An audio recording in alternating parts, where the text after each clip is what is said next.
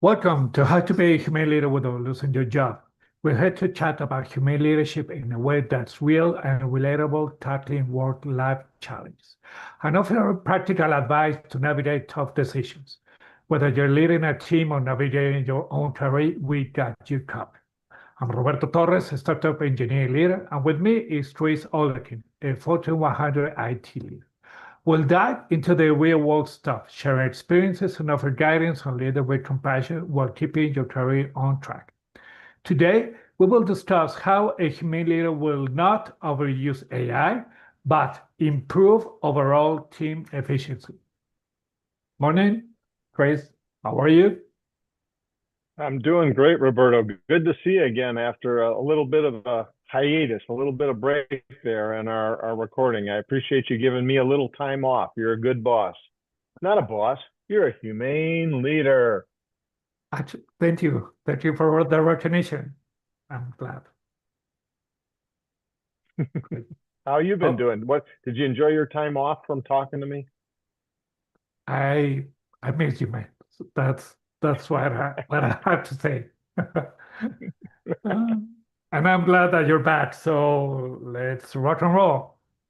Absolutely. So yeah, I'm even on holiday, I was reading lots of things about what's going on with AI and people are trying to improve their efficiency and I'm concerned that leaders don't believe too much hype too fast. I mean, it's definitely going to change things. We knew the internet was going to change things, but we didn't know exactly how, and we didn't always use the internet in the best ways possible. I'm hoping with those experiences, our humane leaders will use AI appropriately and do it in ways that help improve our team's efficiency. I think that, there's some opportunities here where I know in my work, there were times when you didn't have as much time to coach as you'd like. Even as a humane leader, you just didn't have as much time. And so I'm hopeful that AI can give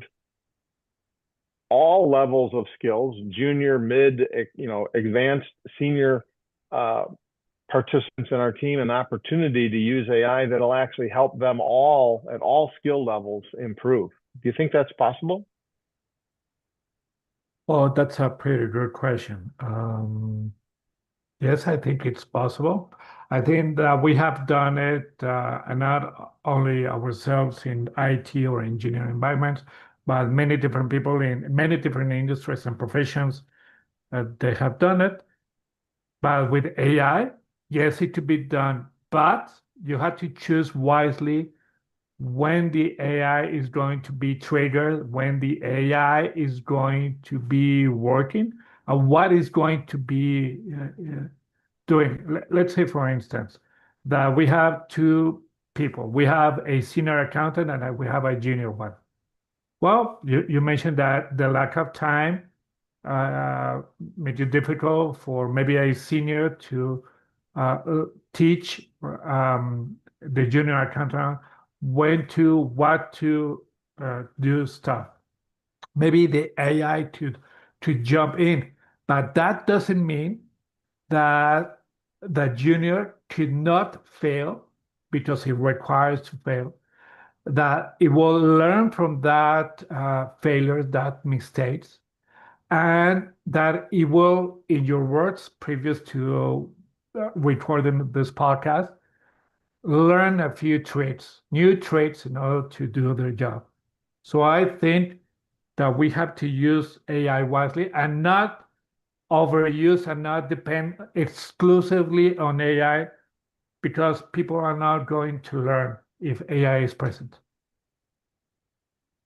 Yeah, I think that's the key thing is that overuse or over dependence on AI. Now, the hallucinations of AI, I think, hopefully are moving into our past so that AI won't lie like it's been caught in lies before. It's made up facts. It's done things that are called hallucinations where the answers really were incorrect. But I'm hopeful that a humane leader looks at that and says, well, hey, my junior, in this case, accountant, let's say, can learn some important tax rules. the AI can coach them on those complex new topics of the new tax law. It can digest the new, very thick book, probably, of tax laws that change all the time. But then the more senior engineer or senior accountant, or you yourself as the humane leader, can then go over their final work product to ensure that things didn't go wrong. Because we don't want the team members to have a bad experience with AI, because certainly it's going to be a big part of our careers going forward. We just don't know exactly how yet, right? We're still testing things out. So I'd really feel that if they don't have this opportunity to learn the tricks, let AI coach. That's good. We've learned from our previous discussions that certainly AI seems like it could be quite a humane leader. But it's also, just like a humane leader, they make mistakes. So a humane leader can make mistakes, AI can make mistakes. And so we want to have that safety net of, don't fully depend on AI, leverage your different skill sets in your team, give them the opportunity to use AI, to learn from it, get coached by it. But at the end, we still need, I think, a human to kind of do that final evaluation. Is this, whatever it is it a tax report that needs to go to the board of directors? You better have somebody experienced check it out before you hit the send button. Is it IT code? You program something, you better have somebody experienced decide, is it really ready for production before you move it into production. But I think there's a really a good balance where a humane leader will actually get more time for coaching, which is what they're really getting paid for, if they can let AI do some of the tutoring to all the different team members and teach them. Yeah, especially because that that time, it is not wasted, it is invested. So if we see the difference in that, we as human leaders can make better decisions how to use AI to be invest that money and that time to any other team members. Otherwise, if we think, let's use AI without guidelines, without boundaries, without scope, we're spending, and this might backfire us. I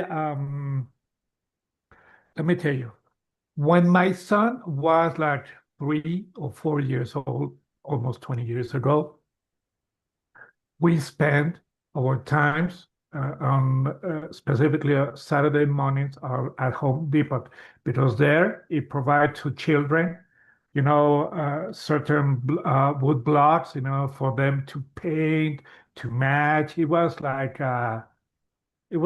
something good for the children, and we as parents spend our time with our kids. And I remember well, there was a child from another couple who had a child, and it was my instructions that the child could do. I remember well that the parents got desperate, take away those things from the child, and begin doing themselves, with the excuse, when the child asked why you did that, because I'm going to do it better. So it's the same as AI. If you don't let your junior team members or your mid-level team members learn, understand their mistakes, learn new tricks, understand, and begin or be in the cycle of learning, it's going to be a waste of time. That is something that I think many people are using with the AI. I don't know. This junior team member is going to be take too long. I'm going to use AI to do it. It's you know reliable AI. It's not happening. It's not 100%. You have to verify what it's doing, and you take away the confidence in a junior team member. So that it is also one thing to understand. You take away the confidence on a team member who is growing, who is understanding better, and he to do the job better. to put on AI, I think it's a terrible mistake. Exactly. And it's that, we cannot, I cannot believe personally that many employees can be fully replaced by AI. Instead, it's more like, in carpentry, they used to use just a hammer. You'd hold the nail and you'd hammer it in. And then they came up with the air guns that could put in the nails a lot faster. Well, in carpentry, you still have to learn which boards go which way and how much can it lean and how you put a roof together. All they did was speed up how quickly you could get the nails in. So yeah, the house gets built faster, but you still have to teach the carpenter where to put the boards, the angles, the cuts, and and then he can assemble it faster. And I think this AI is kind of like an air gun nailer. It's going to allow people to build things faster, whether it's an accounting report or a marketing campaign, but you're still going to need to direct the tool the way that you need to. And I think in general, most humane leaders believe in developing their team for the long run because they're thinking about the long-term, multi-year career. And as long as there is and continues to be long-term careers where people need to work for 35 years or 40 years, and Elon Musk's universal basic income doesn't make everybody, lazy. These development opportunities, I think AI actually creates more development and training opportunities, like you're saying, because I'm positive in my career, I never had enough time to mentor as much as I wanted to. And AI could help do some of that mentoring. And hopefully that makes, us able to develop much better skills for all the team members. So the junior team member becomes a mid-level team member, the mid-level team member becomes a more senior team member, and the senior most team members probably become more reviewers of things. So they're actually helping the humane leader approving things to become production, whether that's IT projects or accounting or a marketing campaign. Yeah, I agree. AI could mentor, but we had to define the guidelines, the curricula that the AI has to have. We had to verify, like one of Reagan said, trust but verify. Now the AI is doing good things that is doing what we want what we want it to do, not uh, throw it away. We have spoken about juries, trials, newspapers that put on, copy, and didn't verify, you know. Um, but it's really important because we have to check and double check that that knowledge that it's conveyed has the value that it will impact positively to that team member. Otherwise, they're going to say, maybe a leader will say to a team member, hey, why you did this? Because the AI told me. What? And you will review it and discover that it had a mistake. Um, I think it was like 25 years ago, I was talking to a guy who was a copywriter at a big company, a big media company. And he told me about a mistake that was sent in a brochure for a car, an automobile, Mm-hmm. that 7 different people didn't saw it because they overlooked it. Because they, instead of, reviewing every single word to see if it would work, no, they like check, and that went directly to the end user, the end consumer. And that brought problems to that company and to the automobile company as well. So uh, thinking that everything is good because my senior did it, my manager reviewed it, and he says, okay, I'm going with it. Okay. It happens the same with the AI. If we think that AI is perfect, we're going to get busted. We have to review it. And if it makes sense to our human brain, to the logic that we have in, good. Otherwise, we have to modify it. That's mentorship of the AI. Yeah, absolutely. Because I think, we have to be realistic. AI may speed things up, but our human, as we're mentoring them to go from that junior level employee to a mid-level employee, et cetera, it does still take the human time. And those kinds of lessons learned of making a few mistakes and learning from those lessons and approaching problems from different directions, that still takes time. And yes, the AI may have it in its library from reading lots of articles, but the employee still needs some time to absorb that. And as humane leaders, we need to ensure we're giving our employees enough time to adjust to the tools, adapt, learn lessons that might be hopefully not as painful as making a huge marketing campaign mistake where it might cost millions of dollars, but they're going to make mistakes with AI, and we shouldn't beat up the employee for a mistake maybe that AI didn't have the correct information. But instead, we should be teaching the employee, see, even these automated tools can still make mistakes. So you need to do some research. You need to verify.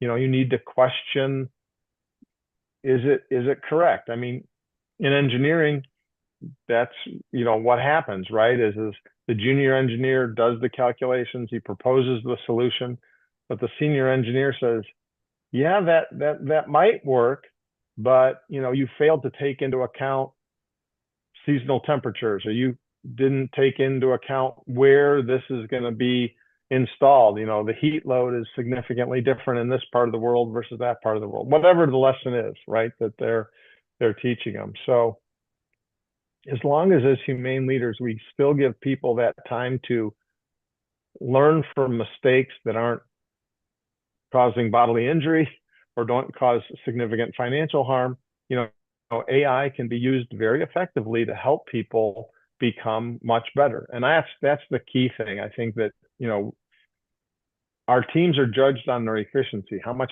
output can they get done in a day, a week, a month, a year? And yes, AI could maybe do something much faster, but is the end product going to be of the quality that you want? Is it going to be sloppy? It's done and done fast, but is it sloppy? Is the value actually not there because it has hidden mistakes in it?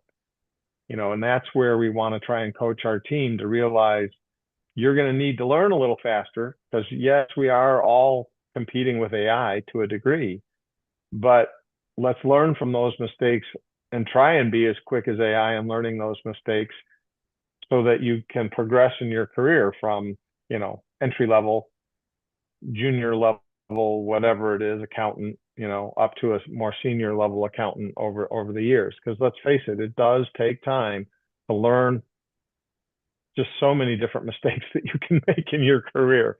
Even humane leaders need to remember you're going to still make mistakes, even after 30 years of being a humane leader. You will make mistakes in year 31. It still happens. Yeah. But how do you acknowledge those mistakes, and what to do with them defines you as someone who to thrive or someone who is stalling or to not move forward. But yeah, that is life actually. You mentioned about 31 years of experience, but actually that is life. So either if you're young, middle age, or older age, how you acknowledge and recognize those mistakes makes your life easier or more complex. And yes, Exactly. You got something efficiency. Yes, we are receiving salary, so we have to be as much as efficient as possible in order for the company to gain more. have a bigger revenue and increase profit. And that is something that we might not see. But maybe we don't see it in IT or engineering or accounting. Well, in accounting, yes, but in other professions it might not be. But AI, what it does is give us back time, no? Time that we could use, time that we could spend, invest, and spend wisely. If we receive this time and we keep doing the same stuff over and over again without improving, without understanding that time wisely done, excuse me, wisely spent is much better than anything else, we're going to be tracked on being to being efficient and having an efficient uh, team. Just let me finish with this is the second we are passing right now to you and I and the people who are listening to us is not never going to come back again. So we have to understand that in order to be efficiently, we have to understand that time and our resources have to be spent, have to be invested wisely. Amen. You're absolutely right. Great. Cool. Well, it's amazing that you're back, man. I missed you in a good sense of way. Okay. I missed our discussions. Yeah, it's good to be Yes, back. yes, and I'm glad. And I think with this, we could end this episode and discuss something new following weeks. Absolutely. Absolutely. Good to see you again. Glad to be back, putting thoughts to video and audio. Have a great day, Roberto.